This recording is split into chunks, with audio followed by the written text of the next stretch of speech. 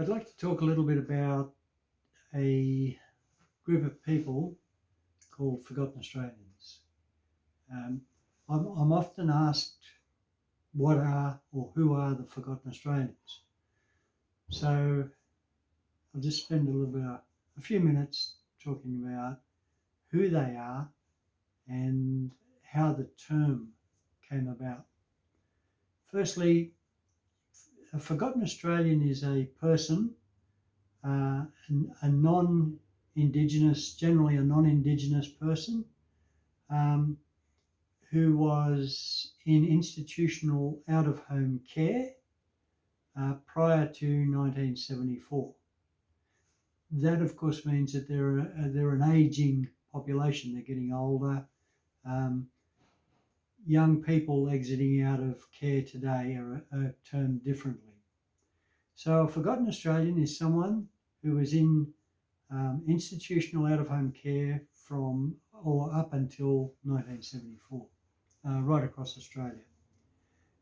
Many of them experienced trauma. Many of them were abused sexually, physically, and emotionally during their time in institutional care. There's been a couple of reports that highlight the traumas experienced by these people. Now, I'll talk a little bit about how the term Forgotten Australians came about. So in 1997-98, in Australia, there was a report into the stolen generations. That's the Indigenous First Nations people of Australia. And the terms of reference for that investigation, for that inquiry, was very specific, and it was for Indigenous people. But what had happened during the investigations into that inquiry was a lot of people were coming forward, and at the time there was a lady, an English social worker called Margaret Humphreys, who had received a letter from an Australian woman asking if she could really help to find her parents, because she'd been shipped to Australia as a young child and she'd lost contact with her parents. So there were little stories like that starting to come through.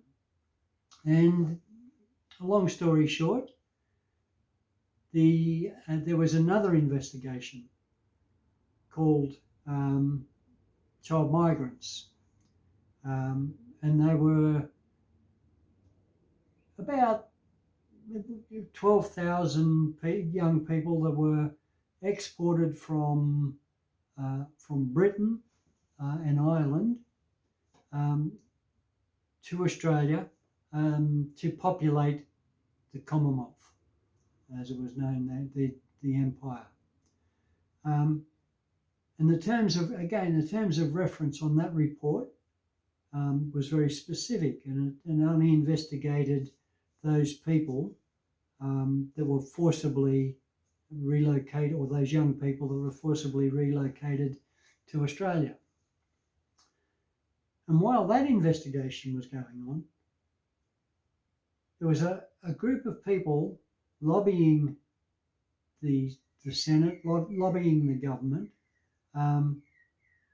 saying, well, what about us? Now, this group of people were the Australian-born, predominantly non-Indigenous Australians who experienced that institutional care. And they were termed Forgotten Australians. The reason that they were called Forgotten Australians is because they were forgotten in the first two reports. And so the third report, Forgotten Australians, came about. It was published in 2004. And Kevin Rudd gave an apology to, well, firstly, the stolen generations, and then to the child migrants and the forgotten Australians on his second apology. Now, I just want to talk a little bit about the apology to the stolen generations, because there's a misconception or a misunderstanding around that apology, and a lot of people seem to think that that was an apology to Indigenous people, to First Australians in general. It wasn't. It was an apology to those children who were forcibly removed from their parents, from their culture, and placed into care. And sometimes that was foster care, institutional care. I was actually in an orphanage with one of those children.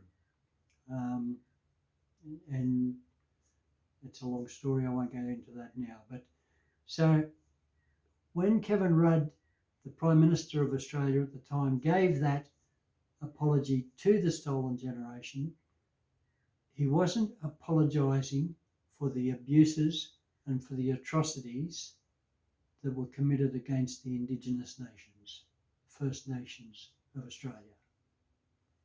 So a forgotten Australian, I'm a forgotten Australian. Yep. I experienced institutional out-of-home care prior to 1974. There's around about, or it's estimated that there were upwards of 500,000 forgotten Australians. And as I say, it's an aging demographic, so those numbers I'm sure would be dwindling.